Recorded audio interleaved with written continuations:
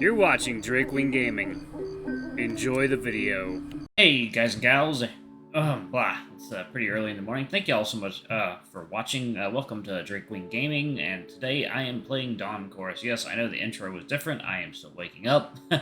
So we're gonna jump back into Lake's Path, shall we? Alarm chain, we're up, and let's go. There we go, that's the one. Okay. I don't even know what I have now.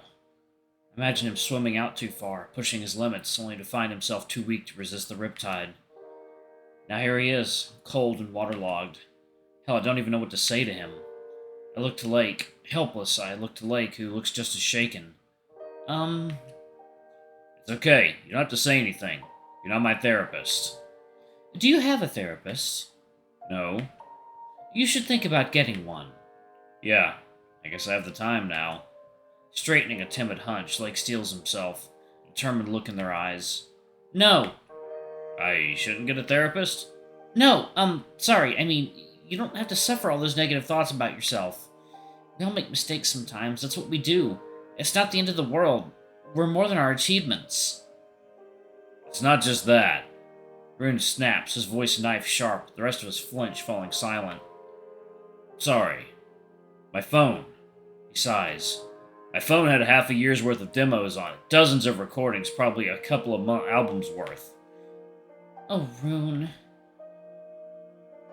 Like I said earlier, maybe it's fixable. Maybe I can remember some of the songs, but... His voice breaks, interrupted by a labored breath. I smashed my fucking guitar. Oh my god. This is even worse than I thought. He's at rock bottom. It's a good thing we're here for him. I'm conflicted. On one paw, he's resilient. He can come back stronger. On the other paw, if I tell him that... What if he just tries to push himself again? I don't want him to ever return to the state he's in. Is it even my place to say something? What do I even know about him? What can I do? I catch Jorgen looking my way, his expression firm yet reassuring. When I meet his gaze, he nods. I should say something.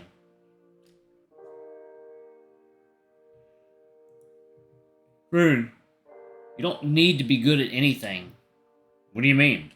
Things don't go the way you expected. It sucks and I'm sorry, but you won't feel any better if you push yourself again. It's hard to accept these things. But I think if you do, though, you'll find a way to be at peace with yourself. Otherwise, if you keep depending on success, you're never going to be satisfied. What does that leave me with? Those achievements, those things I aim for. That's what's going to take me places. That's the foundation of my future. Like, what am I worth without it? What makes you think you need those to be worth something? It's stupid, I know. I should be better than this. But if I don't succeed or do anything meaningful, no one's going to look up to me. No one will care who I am. I need that, though I hate to admit it. There you go.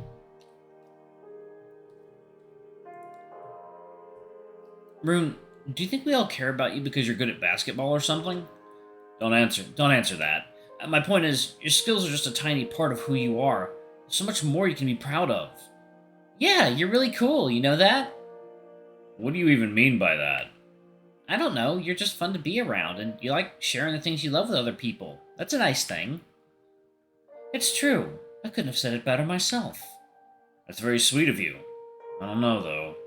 It's okay. I don't expect you to change your mind overnight. Just remember, we've got your back, alright? Alright. He heard us out. That's enough for me. Thank you. Rune wraps Lake and I in a tight hug, pulling us close to his fluffy chest. His fur is soft, and though he was freezing before, I feel warmer snuggling into him. Beneath the woody scent of the forest, he smells like jasmine. He feels sturdy, his muscles firm and defined beneath his fur. I'd have a hard time leaving this hug against his will. Not that I want to. You know, fur-to-fur contact can help with hypothermia. I guess you better stay like this then. Works for me. I don't mind. We all laugh a bit, grateful for a moment's relief. Time seems to slow down, seconds cascading into minutes as the tension, like the cold, fades away. Some sweeties. Do we have to tell Jorgen? I mean, I'm sure he'll notice if I'm gone in the middle of the night. Fair point. On top of that, it might tip him off if I don't stay here. Yeah, true. Besides, it's not like he's fully in the dark here. I quirk an eyebrow. What do you mean by that? Let's just say he's a good wingman. Oh, wait, are you serious? Before Lake can answer, Jorgen enters. Okay, clothes retrieved. Deer delivered. Good to hear.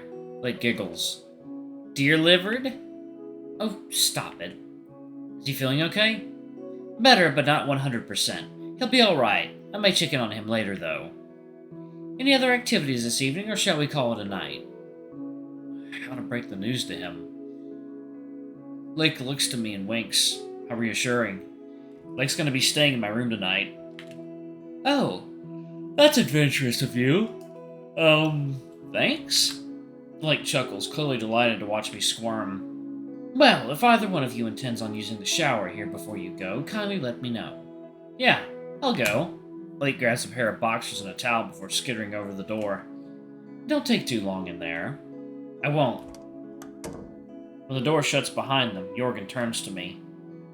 Who are you, and what do you want with my lion?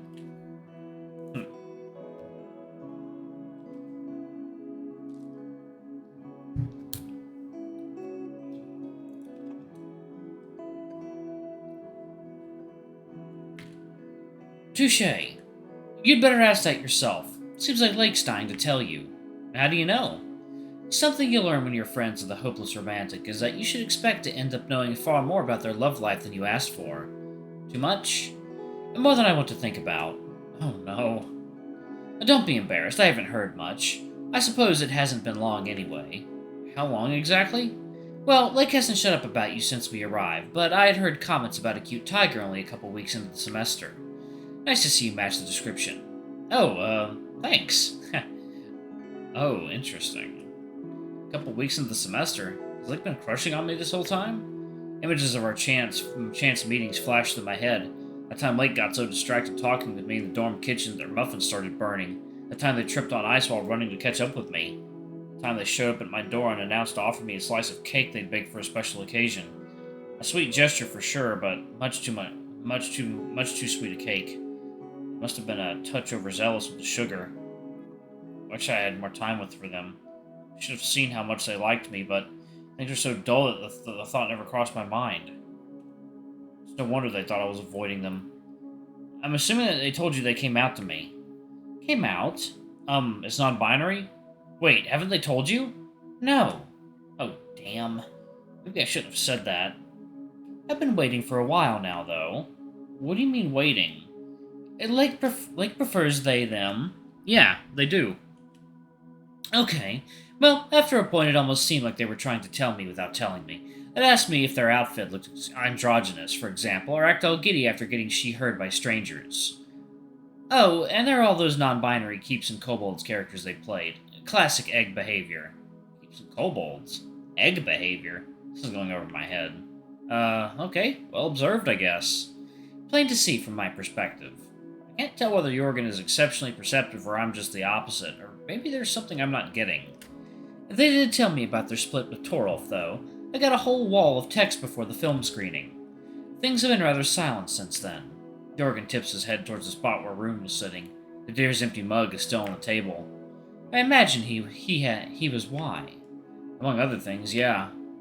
Can I ask why you're telling me all this? I'm sure you can see Lake's a sensitive soul. Sounds about right. You should know that that sensitive soul has got rather invested in you, so to speak. I imagine you feeling similarly, given all the time you spend staring longingly at each other. Huh? Really? Yes, it's comically obvious.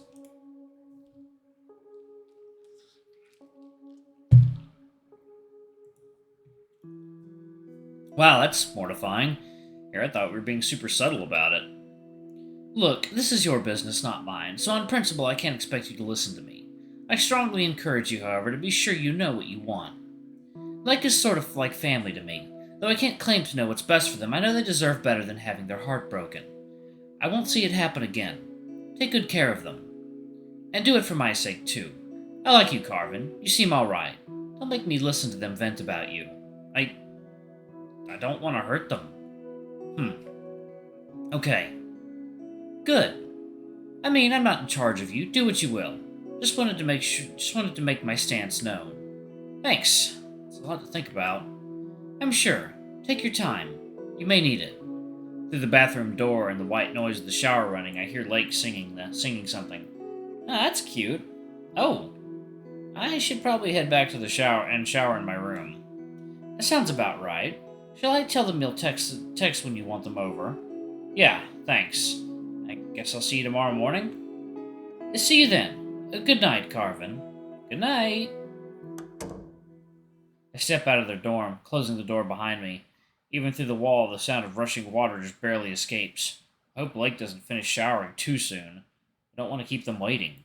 A thick carpet beneath me muffles my paw steps on the brief walk back to my room, recalling my run-in with Lake just after we got here, and their overflowing enthusiasm for our surroundings. I take everything in for a moment. The way the warm light catches on the edges of the shiny doorknobs and picture frames. The way the wooden walls creak and groan when you listen to them. As if asking to be left alone. It's the same building, yet it all feels different somehow. I'm reminded of the day my parents gave me my first camera. Through a new lens, every detail seems suffused with beauty and meaning. Even the tiniest flitter of light on something you'd never take a second glance at. But I also remember looking through the photos with, at first, fascination, which gave way to indifference, and then, in time, disappointment. Fascination, indifference, disappointment. The start of the semester passed in dull images and empty frames. With Lake in the picture, things have changed. Not long before I got here, that haze still lingered around me. I had no interest in my surroundings and no desire to let Lake in. But here, something clicked. And it's only grown since then until this moment, where I stand in the middle of my room feeling like an actor centered in a hot spotlight, seeing each and every action or object if it's imbued with dramatic sequence. The twist is that every intrusive thought, every worry, doubt, or rumination carries too much meaning to be dismissed. Now they circle around Jorgen's words. Take good care of them. Be sure you know what you want. I don't want to hurt them. I'm breathing heavily. My chest hurts, and my muzzle is dry. And as I retreat to the warmth of the shower, a cascade of questions roars in my head.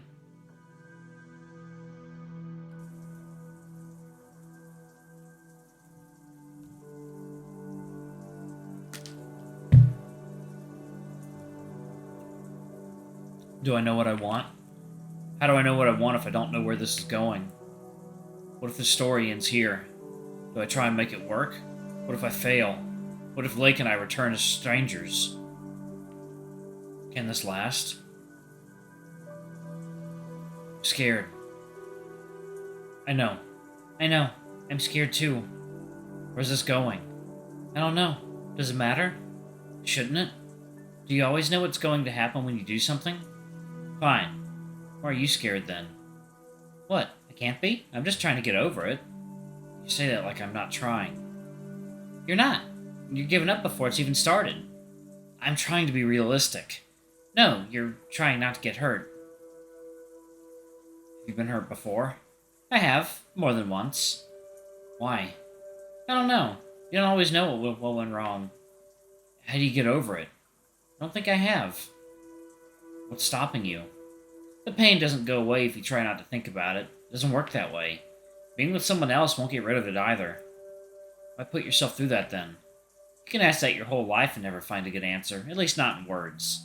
What do you mean? It's just a feeling. I can't describe it to you. Can you try? When I get close to someone, I look out ahead of me and see all the ways I can ruin everything. Every tragic possibility unfolds before my eyes, and each one ends with me alone. I can't turn that off. I can try and shut it out or lock it away, but it's always there, gnawing at me. But it never matters. Being with them feels too right for me to let go. When something feels right, you can't tell yourself otherwise. You can only choose to keep going or leave it behind. Alright, I'm going to go ahead and pause it right there, y'all. Thank you all so much for watching. Don't forget to like, comment, subscribe, ring that notification bell, and check out our Patreon or YouTube memberships if you can. It always helps. Anyway, I love you all, and I'll see y'all in the next video. Bye-bye!